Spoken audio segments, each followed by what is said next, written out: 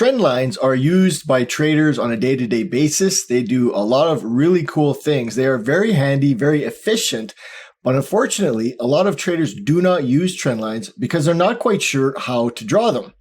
Hi there, my name is Russ Horn, and I am going to show you how to draw a proper trend line. I want to show you kind of what's required from the market and from the trend line in order to get what would be considered the ideal trend line.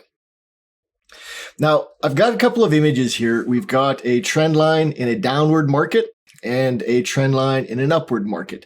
If the market is sloping downwards, we want to be drawing a trend line across the top. And I'll explain this in a little more detail. When the market is trending upwards, we want to be drawing the trend line across the bottom. Now, we draw a trend line by connecting two swing points in the market. And a swing point is essentially an area in the market where the price comes down and then moves away from that area. That's a swing low. Or when price comes up and then comes down from that area. And that gives us a swing high. These are swing points. Now, it's really important that we're connecting swing points and not along the edge of the market itself. We don't want a trend line to hug the edge of a market. We want these swing points to be connected because that is where the market movement is. And if a trend line is going to be broken, if the market is going to bounce off a trend line, it is going to be at these swing points, and they carry a lot more weight than if a trend line were to be broken as it was drawn right along the edge of a market. And I'll demonstrate this. So first of all, I'm going to pick a couple of swing points. Now we've got one here across the top and another one here across the top and another one here at the top. So these points are getting progressively lower. So with that being the case, I'm going to draw my trend line across the top. Now, this is the trend line that you're most likely going to get if you don't use this trend line tool. It shoots out and goes forever and ever and ever. It's a thin red line that just shoots out to the right, and there's no end to it. Now, how do we make them look like the ones that I've got? First of all, you draw your trend line. So we'll start from the beginning here. Take my trend line tool. It's the angled trend line in the box here, the angled line. Click, and then you click on your chart and drag off to the side. Then you click on your chart and you drag off to the side, and then you let go of the mouse, and that will give you your trend line. Double click on the trend line and that will select it. And what we have are nodes or handles, these little square boxes. Once these show up, I'm going to right click on the trend line and then choose trend line properties. And under the parameters tab, I'm going to uncheck the ray box. The ray is what it is happening. The ray is what's happening when it shoots off to the side. I'm going to uncheck that. I'm going to go back to common. And for the sake of the video, I'm going to thicken it up a little bit. And click OK. So now I've got a trend line. From here, I can manipulate it a little bit. I can grab the center node and I can move the trend line as a whole wherever I want to. Or I could grab one of the end nodes and it will pivot on the other end node, and I can reposition it as I see fit. And I can do that with both sides. So if I want to move it, I'll grab the center node and it moves the whole line, and grabbing the end nodes will move it on a pivot on the other side. So once I've got it positioned, I'll double click and it will deselect, and from here I can't manipulate it. Double click to select, right click, trendline properties. I could change the color. I could change the thickness. If I go on the thinnest line, I can also change whether it's a solid line, dashed line, dot line, and so on. So I want the solid line and I want it 2 points thick, and off we go. So I am going to connect this swing point with this swing point. So how I do that is I will put the first point of the trend line at the highest peak. And then I'll move the trend line out to the side.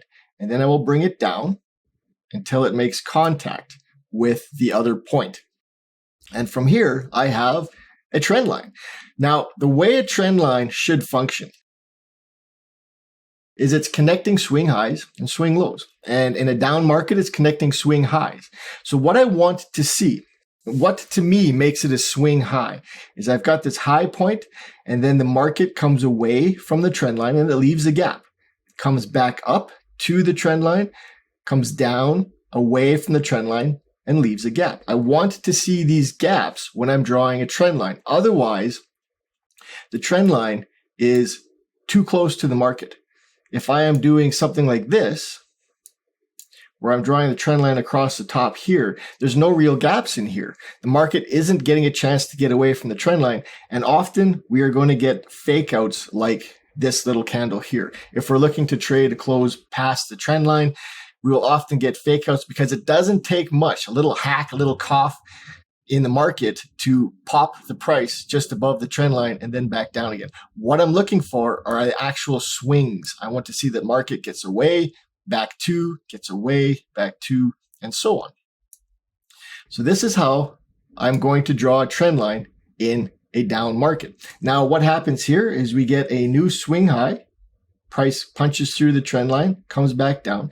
So I would generally redraw this. And using the last two swing points is normally the best way to do this. So I would go to the previous swing high and then readjust to accommodate this new swing high.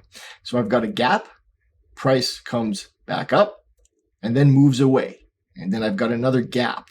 And then when I get a close above the trend line at that point, you know that there's some commitment to move by the market. If it was just trickling along the edge of the trend line, any move above the trend line is probably going to be non-committal, where in an instance like this, you know you have some commitment by the market because it had to move to get to the trend line. So that is drawing a trend line across the tops. What's really important are the gaps between the points of contact and the market. Now, you might hear that you need to have 3 points of contact or 4 points of contact to make a good trend line. And that would be great. If you could get 3, 4, 5 points of contact to make a great trend line, that would be awesome. But you don't need it. You only need to have 2 points of contact to draw a valid trend line. So underneath the market, I'm going to be looking for a market that is climbing. And this would be the instance here where I've got a swing low followed by a higher swing low. So I wouldn't be drawing a trend line under the market this way, connecting this swing low to this swing low. I could do this as far as a chart pattern goes, but as far as a functioning trend line, you want to draw a trend line under the market in an upward sloping environment. So what I'm going to do is connect this swing low to this swing low. And how I will do that is I'll start at point number 1, draw my trend line out to the side and raise it up until it makes contact with this second swing low. And I can see that there is a gap between the price and the trend line, gap between the price and the trend line after the second bounce. And that provides us with some commitment by the market to be moving down to cross the trend line. Now, a trend line can act as 2 different things. We want to see the price break and move beyond the trend line. And when that happens, price generally wants to keep moving. Or we could see price get to and then bounce off the trend line like we saw in this first example. Price got to the trend line and used it as resistance. So these trend lines are going to be acting as a magnet for the market. But once the market gets to the trend line, 2 things can happen. Price will bounce off or price will break through. So these are how we're using trend lines. And this is how you draw them. You want to be looking for the market swings. Price moves away and then comes back, moves away and then comes back.